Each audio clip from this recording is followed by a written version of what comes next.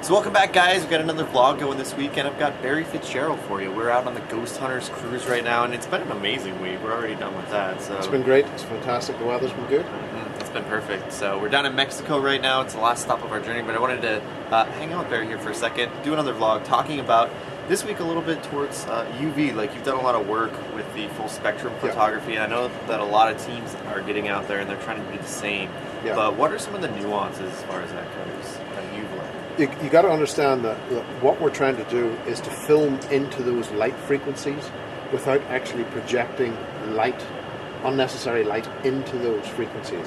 So these lights that I think they're called a full spectrum floodlight, that's really going to go against what you're trying to do. You're trying to observe phenomenon that occurs within those light frequencies, as I said.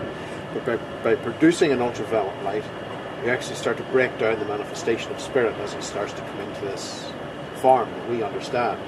So those lights are actually hindering on both sides of what we appreciate as being the visual spectrum. Those lights are hindering those experiences. So what would you suggest then as an alternative for those floodlights? What's the alternative? There is an alternative that we've been using and that has been shown to be successful, is the low lux full spectrum video camera. Now this is something that's like a security camera, but it runs at 16 frames a second, so you get much more light into it, and you're able to see those breakdowns of energy as they collapse in on themselves.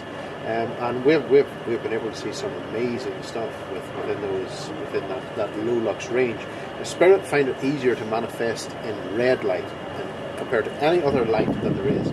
So with a small amount of red, a low lux camera capturing a wider range of the EMF spectrum, you have a greater success of capturing something that truly is of a supernatural realm. So for those folks at home who are trying to build up to something like this, but low lux is obviously pretty expensive right now, are there any more manageable prices on models like that? Have you found? There is alternatives on eBay, but you got to make sure that you're going for a Generation 3 or a Generation 4, and they will run you around $300.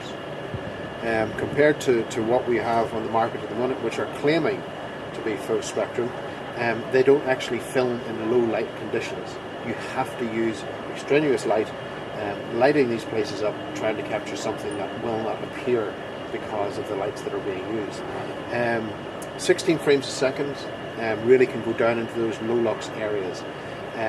But whenever you've got a video camera, a handheld video camera which is converted to full spectrum, it needs 35 frames a second. That needs a lot more light and does not work in the field.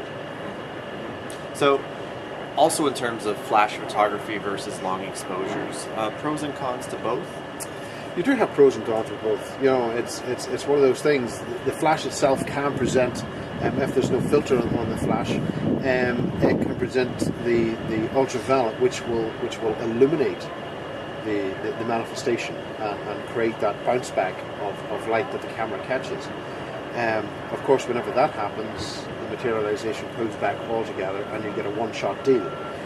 Low lux, the open shutter, that of course uses the existing light that's already there. You're not blasting it with other light sources. But of course you've got the problem as well that on a 30-second exposure, you've got something which walks straight through your shot and leaves a blur, and you've no idea what that was. Or you could be lucky enough to get that one solid shot, but those are rare deals.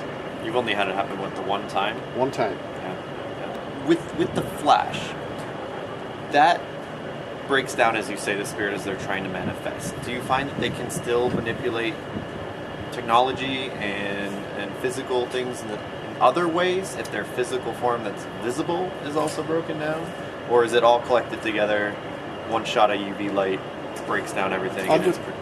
Understanding that materialization and the structures required for a spirit to materialize, you're able to understand what they can interfere with at a specific time.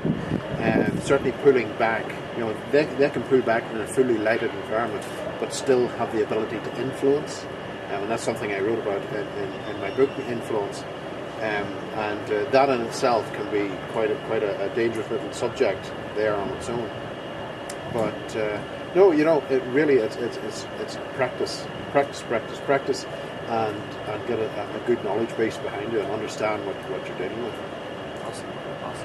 Well, it's all great stuff. Thank you guys for watching this week on this vlog right here with Barry Fitzgerald. We're talking a little bit about photography. We will have some in the future. You're welcome to check out the last two that we've done here as well. I'll put the links to those right down here below both of our faces here. As always, you can find me at www.karlpfeiffer.com and on Twitter at Karl Pfeiffer. You can find Barry at www.charmstealer.com and on Twitter as well at BarryGHI. So thank you guys for watching. Tune in next week. We're going to talk about more misconceptions and new ways to think about paranormal investigation.